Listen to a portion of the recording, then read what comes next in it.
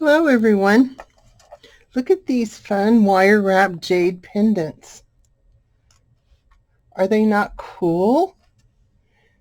Wire wrapped. Could easily be a pendant on a necklace, a chain, a cord, a charm on a journal, a key fob. They are all genuine jade. I have several here to play with. I just want to give you some different examples of things you could do to wire wrap them. Now most of these have a hole. My lighting is really bad right now, but it has a hole right here and goes across. So whatever you do, that's how you want to secure it for hanging. Because if you just tried to wrap it and not use that hole, it very easily could get caught and stretch out of shape. I mean, these, if they get caught and stretch out of shape as they are now, they're just going to stretch the wire, but you're not going to lose the stone. Now,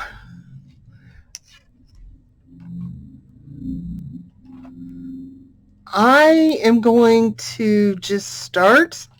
I love how all three of these turned out. Could I do them exactly the same again? I don't know. But I'm going to try. Because there's just so many different ways you can do it. And after you do one and you get the hang of it, it just kind of comes natural. You'll be able to wire wrap anything. So I'm using a 20 gauge silver plated wire right here. I'm going to push through about, maybe 3 inches. And I'm going to bring them up here. Just keep folding them. I'm going to go ahead and do this so it stops in the middle. You can see that. You see if I can zoom in just a bit.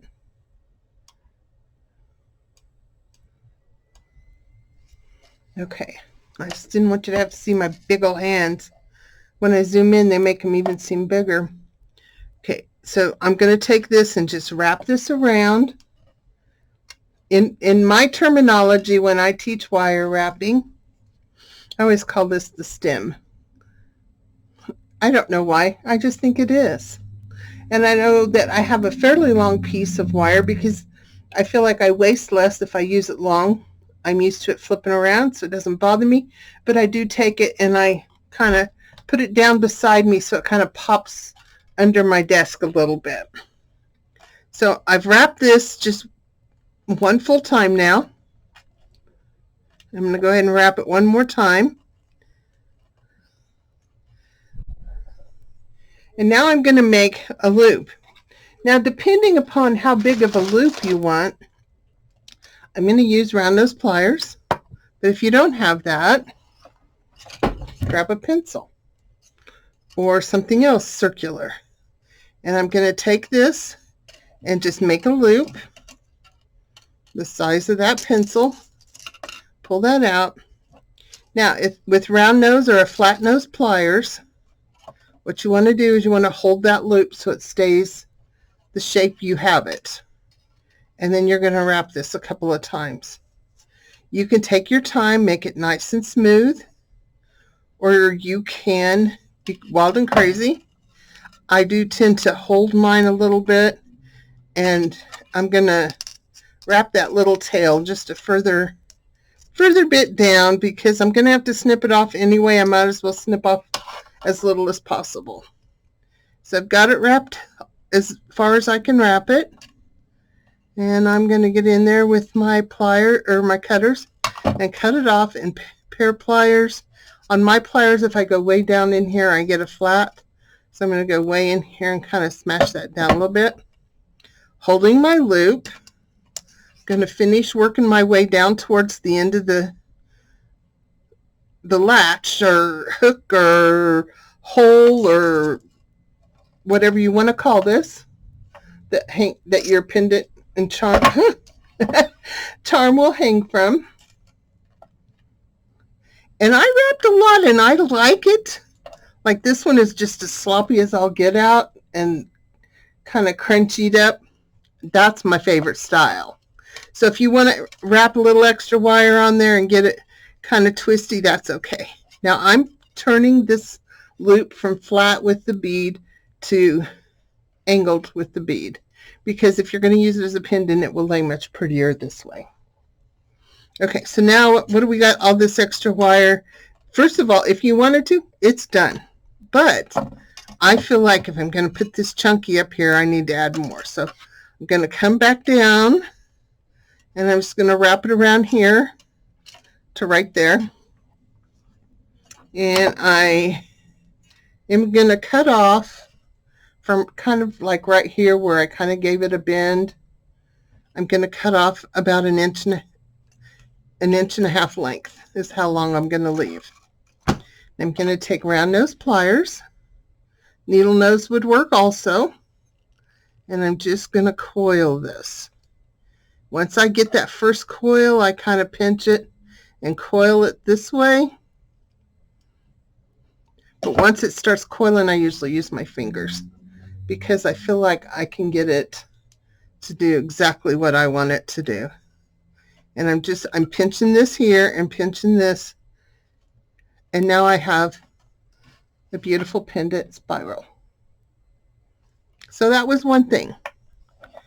This one was done the same way, but I used it in the center of the wire, so the second wire came down and did the second spiral.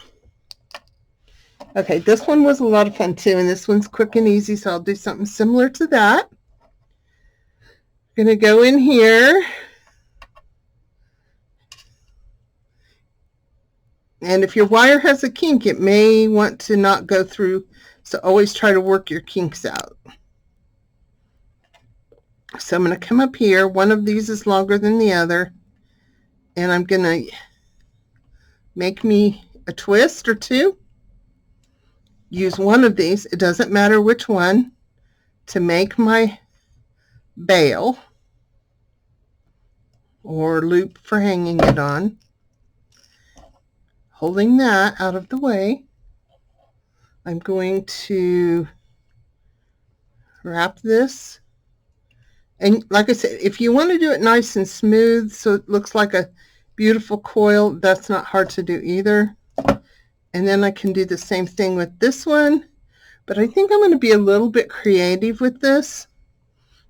And I'm just going to kind of let it kind of like be loopy there. And then I'm going to let this one be loopy. And I'm just going to crisscross them down the bead like that, just kind of free form. And then I'm going to give them a little twist on the back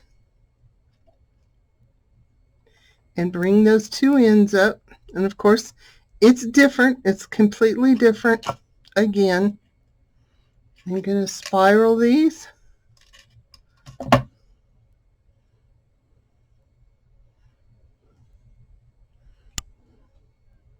And put that one up in there.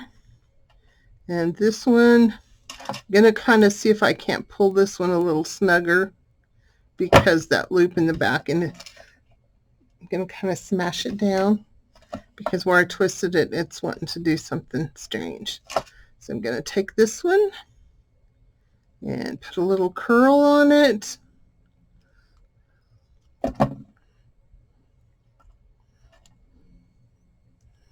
And there you go. Now, just saying, if you don't like the looseness of this, the looser wire, especially if you're like wearing a sweater or something with it, you can take your needle nose pliers, and this is part of the design also, and you put them up. I can do this where you can really see it. You put them on here like this, like you were going to pinch that wire. Okay? And you just put them up there and you give them a twist. And you just put a design element in your wire, but you also tightened everything.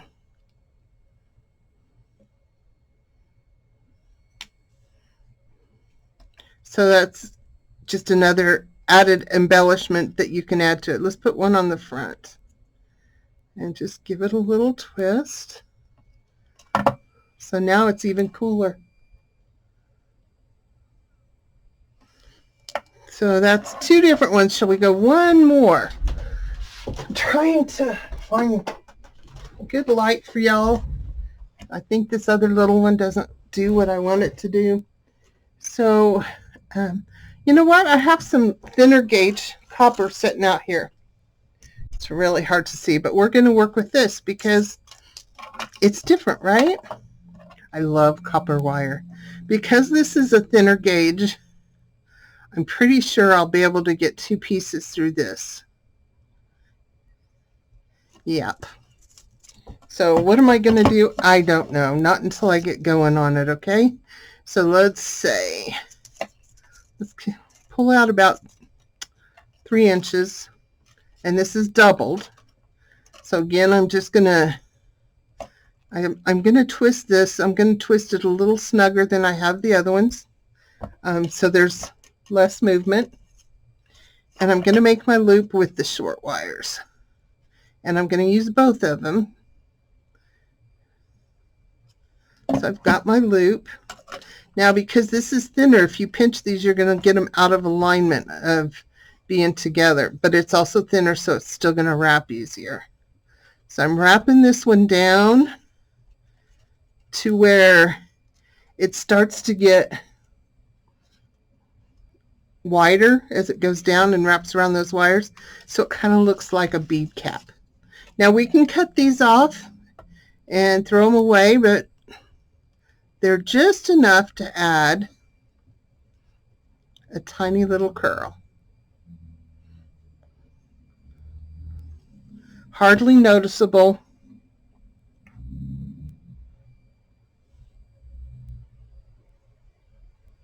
But it just adds just one more little detail. And we'll put this other one, we're going to curl it exactly the same direction.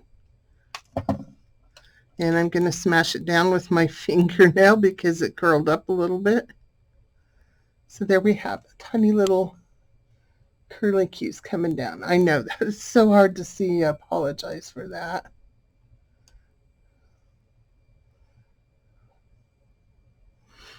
So now we have this wire here. So I'm going to work it back down here. Going to skip over my curlies because I think they're so stinking cute. And I'm just going to wrap this around just like this. I'm trying to work it carefully so the 2 wires go flat and side by side.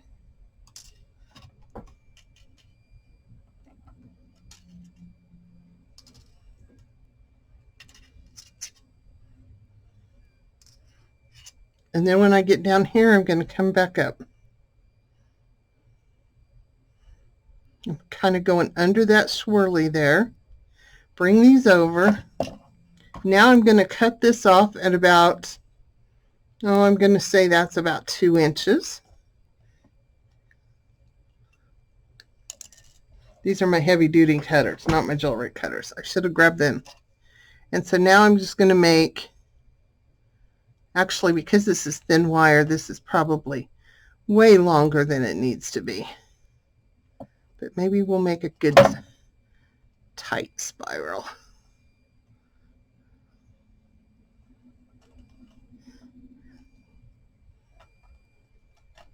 And slide that over where I want it. And I am just going to wrap this one around a little bit more so it's not quite such a long piece, and make another spiral. But this one will lay in a different area because it's a little bit shorter. So there we go.